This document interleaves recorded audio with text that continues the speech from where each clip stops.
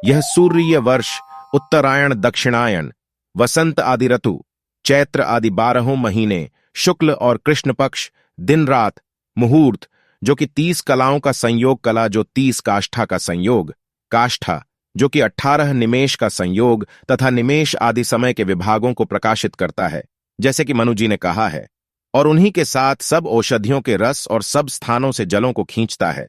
वे किरणों के साथ अंतरिक्ष में स्थित होते हैं तथा वायु के साथ आते जाते हैं।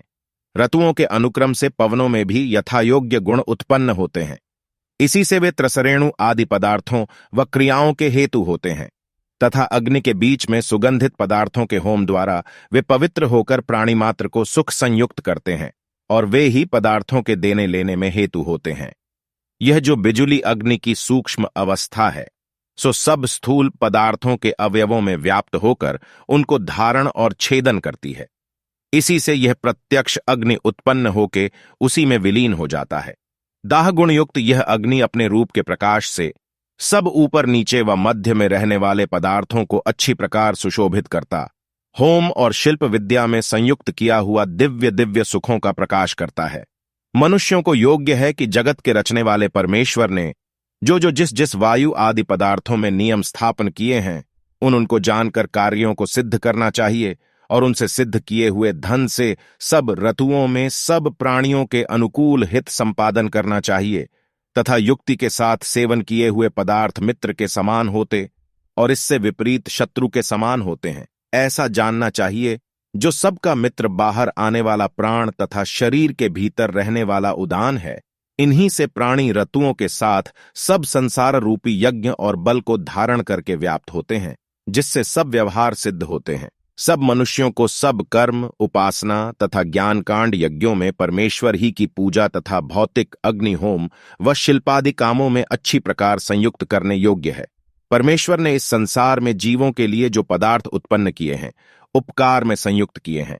उन पदार्थों से जितने प्रत्यक्ष व अप्रत्यक्ष वस्तु से सुख उत्पन्न होते हैं, वे विद्वानों ही के संग से सुख देने वाले होते हैं।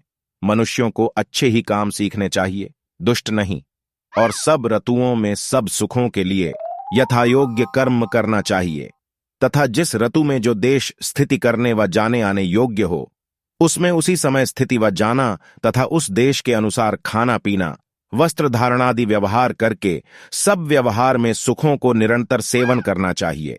परमेश्वर 3 प्रकार के अर्थात स्थूल, सूक्ष्म और कारण रूप जगत से अलग होने के कारण चौथा है, जो कि सब मनुष्यों को सर्वव्यापी, सबका अंतर्यामी और आधार नित्य पूजन करने योग्य है। उसको छोड़कर ईश्वर बुद्धि करके किसी दूसरे पदार्थ की उपासना न करनी चाहिए, क्योंकि इससे भिन्न कोई कर्म के अनुसार जीवों को फल देने वाला नहीं है। ईश्वर उपदेश करता है कि मैंने जो सूर्य, चंद्रमा तथा इस प्रकार मिले हुए अन्य भी 2-2 पदार्थ कार्यों की सिद्धि के लिए संयुक्त किए हैं। हे मनुष्यों, तुम अच्छी प्रकार सब ऋतुओं के सुख तथा व्यवहार की सिद्धि को प्राप्त करते हो। इनको सब लोग समझें, जो विद्वानों से सब व्यवहार रूप कामों में ऋतु ऋतु के प्रति विद्या के साथ अच्छी प्रकार प्रयोग किया हुआ अग्नि है। सो मनुष्य आदि प्राणियों के लिए दिव्य सुखों को प्राप्त कराता है। जो सब देवों के अनुयोगी वसंत आदि ऋतु हैं, उनके यथायोग्य गुण प्रतिपादन से 14वें सूक्त के अर्थ के साथ इस 15वें सूक्त के अर्थ की संगति जाननी चाहिए। इस सूक्त का भी अर्थ सायणाचार्य आदि तथा यूरोप देशवासी विल्सन आदि लोगों ने कुछ का कुछ वर्णन किया है।